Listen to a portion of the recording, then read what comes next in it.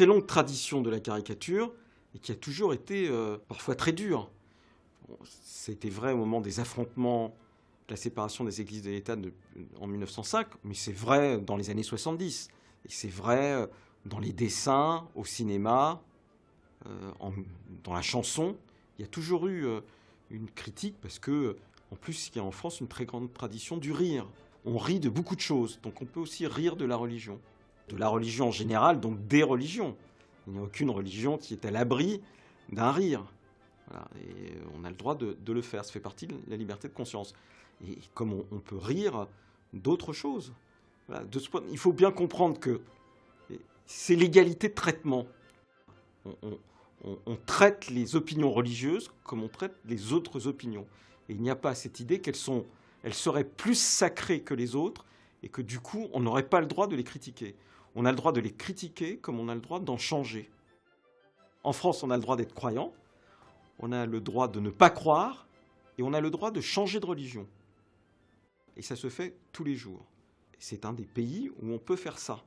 Il y a des tas de pays au monde où on considère que quand vous êtes né dans une religion, parce que vos parents appartenaient à cette religion, vous n'avez pas le droit d'en changer. Et vous pouvez risquer la mort si vous en changez. En France, on a le droit, parce que c'est la liberté de conscience qui est individuelle. Depuis la Révolution française, depuis la Déclaration des droits de l'homme et du citoyen, c'est chacun a le droit à la liberté de conscience et libre de ses opinions, même religieuses.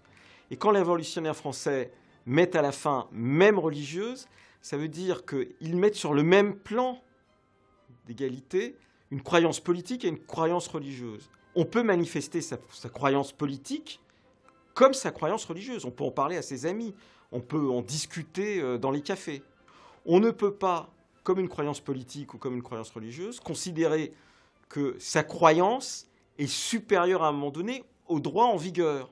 Et vous ne pouvez pas dire, par exemple, quand vous avez une croyance politique, ben moi, mon idée politique, c'est celle-là, ce qu'a voté le Parlement, je m'en moque. Et c'est pareil pour la religion. Donc, il y a égalité de traitement des croyances. Il n'y a pas l'idée que la croyance religieuse devrait avoir un traitement particulier par rapport à d'autres croyances.